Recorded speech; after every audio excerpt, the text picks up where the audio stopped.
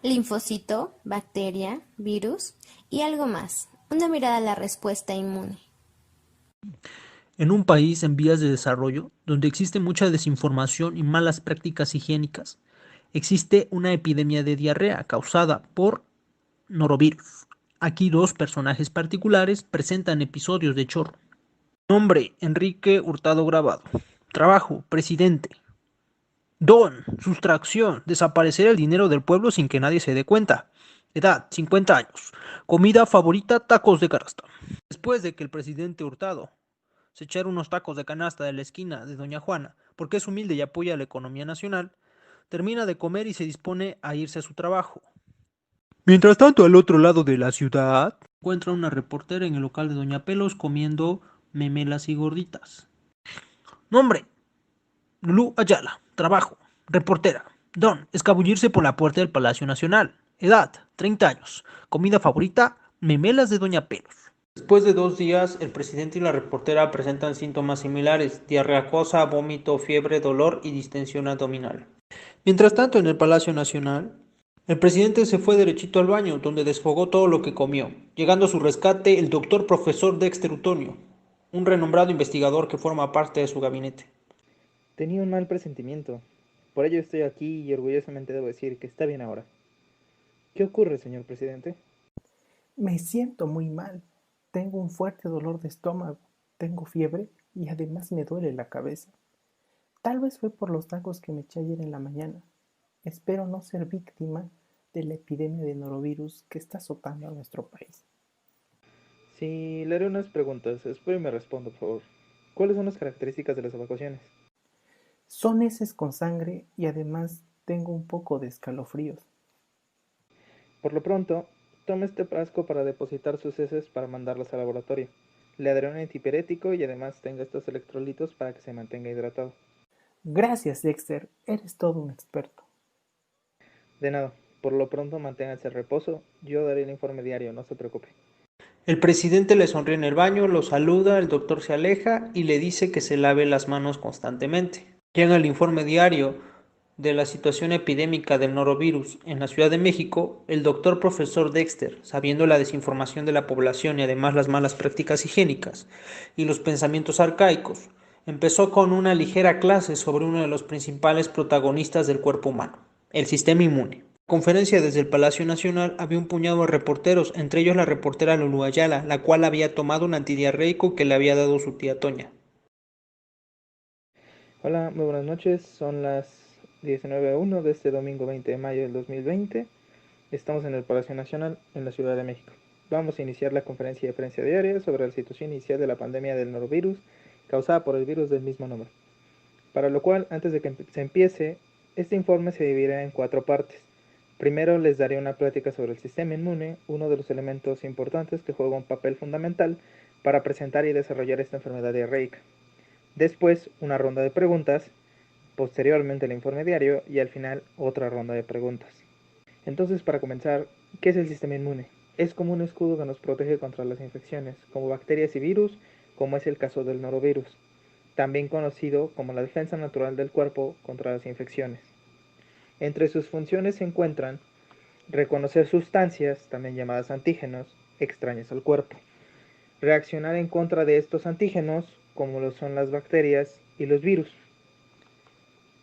Para esto existe una primera línea de defensa, la cual está formada por barreras físicas y biológicas, que son la piel y todas las superficies mucosas, como el tracto gastrointestinal, respiratorio, entre otros, que evitan que patógenos como bacterias y virus entren en el organismo.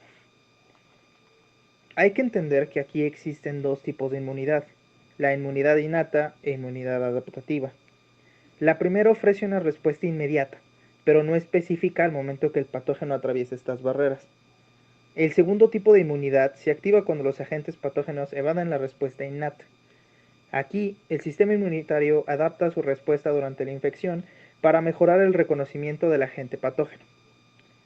La información sobre esta respuesta mejorada se conserva aún después de que el agente patógeno se ha eliminado, causando memoria inmunitaria y permitiendo que el sistema inmunitario adaptativo desencadene una respuesta más rápida a ataques futuros de este patógeno. Las principales células que lo conforman son los granulocitos, los cuales se suelen dividir de acuerdo con los gránulos que contengan, en basófilos, eosinófilos y neutrófilos. Todas estas células circulan en la sangre y migran a los tejidos durante la respuesta inflamatoria o algún daño. Gracias a las diversas sustancias que portan en sus gránulos, eliminan a los patógenos. Esta liberación está dada por sustancias conocidas como citocinas, que no son más que moléculas que llaman a las células para atacar a los invasores. Existen otras células que se diferencian en macrófagos. Este tipo de células son como los Pac-Man del cuerpo, encargados de comer a los agentes patógenos. Por otro lado están las células dendríticas, que se caracterizan por formar prolongaciones largas. Son como el vínculo entre la respuesta inmune innata y adaptativa. Son como unos transportadores que se encuentran en la sangre, acarrean las partículas extrañas y las llevan en su superficie para ser reconocidas por los linfocitos, encargados de su eliminación. Otro tipo son los linfocitos. Estos se encuentran en la sangre y órganos linfáticos. Se dividen en dos subtipos, los B y los T. Los linfocitos B cumplen con la función de reconocer a los agentes extraños a través de unos receptores llamados anticuerpos. Estas mismas células se convierten en células plasmáticas y permanecen en los tejidos produciendo más anticuerpos. Con respecto a los linfocitos T, tienen la capacidad de reconocer lo propio frente a lo extraño y provocar la muerte de lo extraño. Estas células contribuyen eficazmente a la función de los linfocitos B. Por último, están los linfocitos asesinos naturales, los cuales se encargan de los patógenos y los tumores. Son como unos espías. Se dedican a asesinar fríamente a las células enfermas e infectadas por los patógenos. Los macrófagos son las principales células de la inmunidad innata y tienen la capacidad de fagocitar, o sea, engullir, a las bacterias extrañas que se encuentran en su camino. Aunque Salmonella, por ejemplo, tiene la capacidad de burlar estas células y provocar infecciones recurrentes en el huésped. Los virus también tienen la capacidad de internalizarse en las células y por lo tanto, las células del sistema inmune no saben que están infectadas. Para poder reconocer a las células infectadas de las no infectadas, existen componentes presentes en la superficie que funcionan como banderillas, las cuales tienen una composición distinta dependiendo si se encuentran infectadas, y la diferencia en estas banderillas es reconocida por los linfocitos T. Si la célula está infectada con un virus, estas banderillas tomarán los componentes del virus, lo mandarán a su superficie, lo que provoca la activación de linfocitos T que reconocen a las células infectadas por los virus y las matan. Las principales diferencias entre virus y bacterias son que los virus son como cápsulas de material genético y proteínas no vivas más pequeños que las bacterias. Necesitan una célula para poder replicarse. Algunos mutan demasiado rápido para poder adaptarse a un huésped. Y el único tratamiento que existe para ellos son los antivirales y la prevención por medio de vacunas, aunque no existen para todos ellos. En el caso del norovirus no la hay. Además, la mayoría de las enfermedades virales son curadas de manera eficaz por el propio cuerpo. Con respecto a las bacterias, son organismos conformados por una sola célula y muchas de ellas conviven con nosotros y obtenemos muchos beneficios de ellas, como la síntesis de vitaminas hasta su participación en el sistema inmune como barrera. El tratamiento empleado para las bacterias patógenas son, por ejemplo, antibióticos y en algunos casos también existen vacunas bacterianas. La infección por cualquiera de estos microorganismos dependerá del estado en que se encuentra el sistema inmune. Si tienes una buena alimentación y haces ejercicio con moderación, se puede dar batalla a aquellos microorganismos que atenten contra la salud. Es de recordar que las bacterias y virus no deben clasificarse bajo un esquema moral. No son buenas ni malas, solo son distintas formas de vida que nos han acompañado por millones de años y nuestro organismo ha aprendido a convivir con ellas. Recuerden que los antibióticos diseñados para bacterias no tienen ningún efecto sobre los virus. Por último, es preciso señalar que, para el tratamiento de este padecimiento gastrointestinal, causado por el norovirus, no es pertinente tomar antibióticos, ya que estos solo eliminan bacterias, además de que perjudica la microbiota intestinal, causando alteraciones como acidez, indigestión e incluso colitis crónica a la larga, junto con inflamación y pérdida de la motilidad intestinal. De acuerdo con la Organización Mundial de la Salud, no hay un tratamiento para el norovirus. Actualmente tampoco existe una vacuna, por lo cual las malas prácticas higiénicas aumentan los casos por este virus.